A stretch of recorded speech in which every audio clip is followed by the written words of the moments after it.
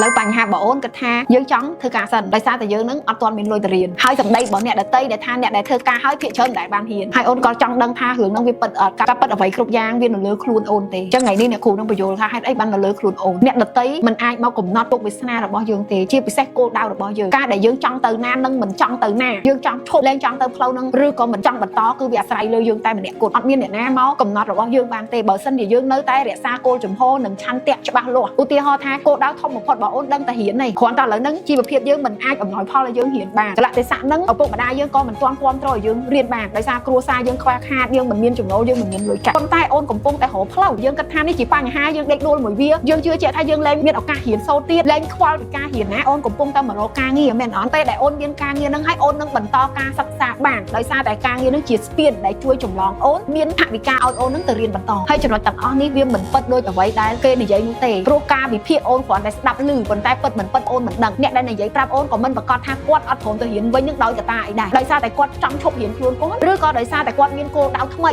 ដែលប្រសើរជាងការសិក្សាហ្នឹងប៉ុន្តែការដែលអូនមានគោលដៅអូនចាំថាមានតែអូនម្នាក់គត់ដែលអាចឈប់ឬដែលអាចបន្តអ្នកដទៃមិនអាចមកបញ្ឈប់ទំហំចិត្តរបស់យើងនិងឆន្ទៈរបស់យើងដាច់ខាតអញ្ចឹងបើសិនជាអូនច្បាស់លាស់ខ្លួនឯងថាខ្ញុំធ្វើការ5ឆ្នាំដាច់ខាតខ្ញុំត្រូវរៀនទាល់តែបានគឺអូននឹងបដូរផ្ដាច់ជាមួយវា